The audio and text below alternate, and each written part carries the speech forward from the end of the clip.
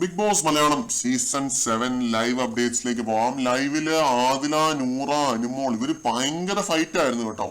ഒന്നാന്തര fight ആയിരുന്നു. സംസാരിച്ച് solve ആക്കാന്ന് പറഞ്ഞിട്ട് അനുമോൾ ഇരിക്കുന്ന ഒരു യെല്ലോ സോഫയുടെ അവിടേക്ക് ആദിലയും നൂറയും പോകുന്നതാണ്. വമ്പൻ വഴക്കാവുന്നുണ്ട്. ഇത് വാക്തർക്കം മൂത്ത് വഴക്കായതാണ്. ഇവരെന്നിട്ട് ബെഡ്റൂം ഏരിയയിലേക്ക് പോകുന്നുണ്ട്. അവിടെയും വഴക്കാണ്.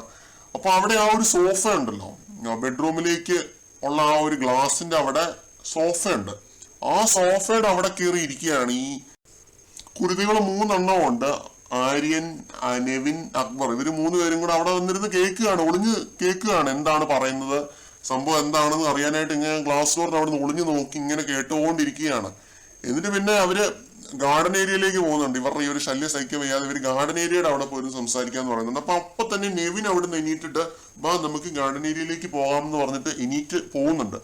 അവിടെ എണീറ്റ് അങ്ങോട്ട് പോകാൻ നേരത്ത് അക്ബർ പറയുന്നുണ്ട് പോകണ്ട അവിടെ നിൽക്കുക, അവര് മിണ്ടട്ടെ, അവര് പോയി സംസാരിച്ചിട്ട് വരട്ടെ എന്നുള്ള രീതിയിൽ പറയുന്നുണ്ട്. അക്ബർ പറഞ്ഞോണ്ട് മാത്രം നെവിൻ ആ സമയത്ത് നിൽക്കുന്നതാണ്. എന്നിട്ട് പിന്നെ ഇവര് സംസാരിച്ച് എനിക്ക് സോൾവ് ആകും എന്ന് തോന്നുന്നു കേട്ടോ. കാരണം എന്താണെന്ന് വെച്ച് കഴിഞ്ഞാൽ അത്രയും നല്ല രീതിയിൽ തന്നെ അനുമോൾ എക്സ്പ്ലനേഷൻ കൊടുക്കുന്നുണ്ട്. ഓരോ പ്രശ്നങ്ങളുടെയും കാര്യങ്ങളുടെയും ഒക്കെ എക്സ്പ്ലനേഷൻ കൊടുക്കുന്നുണ്ട്. പയർ എടുക്കണ്ടെന്ന് പറഞ്ഞത് ഞാൻ അങ്ങനെ പറഞ്ഞതല്ല, എനിക്കൊരു ബാഡ് ഡേ ആയിരുന്നു, എനിക്ക് മോശമായിട്ടുള്ള ഒരു ദിവസം ആയതുകൊണ്ട് ഞാൻ അങ്ങനെ പറഞ്ഞതാണ് എന്നൊക്കെ പറഞ്ഞ് നല്ല രീതിയിൽ തന്നെ അനുമോള് കൺവിൻസ് ചെയ്യുന്നുണ്ട്. പിന്നെ ആദിലേക്ക് നൂറയ്ക്കുമാണ് ആവശ്യം. അനുമോളെ പിണക്കുന്നത് ആദിലേക്ക് നൂറയ്ക്കുമാണ് പറ്റാത്തത്. കാരണം അനുമോളെ പിണക്കിയാൽ അവിടെ പണിയാണ് ആദിലേക്ക് നൂറയ്ക്കും കിട്ടാനായിട്ട് പോകുന്നത്.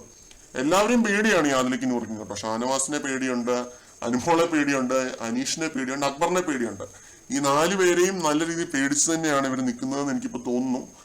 കാരണം എന്താണെന്ന് വെച്ച് കഴിഞ്ഞാൽ ഇവർക്ക് ഇവരുടെ എക്സിസ്റ്റൻസ് ആണ് നോക്കേണ്ടത്. ഇവർക്ക് സ്വന്തമായിട്ട് ഒരു ഗെയിം ഇല്ല എന്നുള്ളതാണ് സത്യം. എല്ലായിടത്തും എത്തിക്കളിക്കുന്ന പൂമ്പാറ്റകളാണ്. സെക്കൻഡ് വീക്കിൽ അതേ പൂമ്പാറ്റക്കളി തന്നെയാണ് കളിച്ചുകൊണ്ടിരിക്കുന്നത്.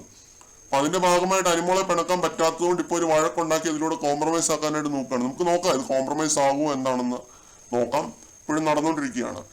ഇതൊക്കെയാണ് ലൈവിനകത്ത്. കൂടുതൽ അപ്ഡേറ്റ്സുമായിട്ട് വീണ്ടും കാണാം.